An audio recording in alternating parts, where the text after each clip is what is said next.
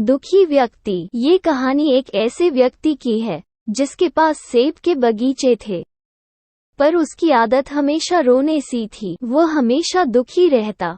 कभी ज्यादा बारिश हो जाती, कभी सूखा पड़ जाता, कभी बाढ़ आ जाती और कभी उसकी फसल में कीड़े लग जाते तो कभी फल सड़ जाते थे। जब भी उसकी फसल खराब होती तो वो भगवान को कोसते रहता, और अगर किसी साल सेब की फसल अच्छी होती तो बाजार में दाम गिर जाते और मुनाफा कम हो जाता। लेकिन एक साल सब कुछ ठीक हुआ।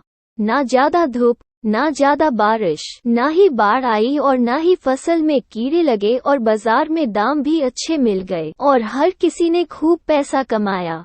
लेकिन इस बार भी वो व्यक्ति पहले की तरह दुखी और परेशान था। उसे दुखी देख उसके पड़ोसी ने उससे कहा, अरे भाई, अब तो खुश हो जाओ, जिंदगी में ऐसे सेब कभी देखे भी नहीं थे। सभी सेब लगाने वाले खुश हैं और उनके पास पैसों की कोई कमी नहीं है, लेकिन तुम क्यों दुखी हो और ऊपर वाले को क्यों कोस रहे हो? वो व्यक्ति बोला, ये लोग नासमझ हैं जो खुश हो रहे हैं। उन बेवकूफों ने शायद इस बात पर गौर नहीं किया कि इस साल कोई भी सेब सड़े नहीं हैं, इसलिए जानवरों को अच्छे खासे सेब खिलाने पड़ रहे हैं। हर साल जानवरों को खराब फल खिलाकर काम चला लेते थे और इस साल सेब बहुत महंगे हैं। हमारे बाप दादाओं ने कभी भी इतने कीमती फल जानवरों को नहीं खिलाए।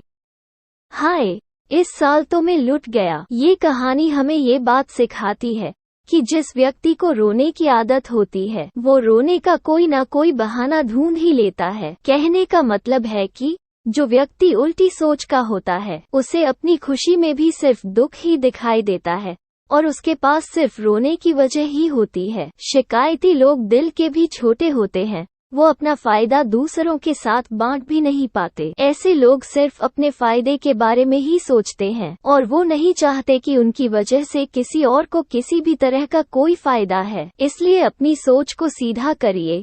उल्टी सोच इंसान को सिर्फ दुख और जलन ही देती है। पॉजिटिव सोच हर व्यक्ति को खुश रखती है। ऐसी ही मोटिवेशनल कहानियाँ सुनने के लिए हमारी चैनल मेरी आवाज को सब्सक्राइब करें। आपको यह कहानी कैसी लगी? लाइक, कमेंट और शेयर जरूर करें।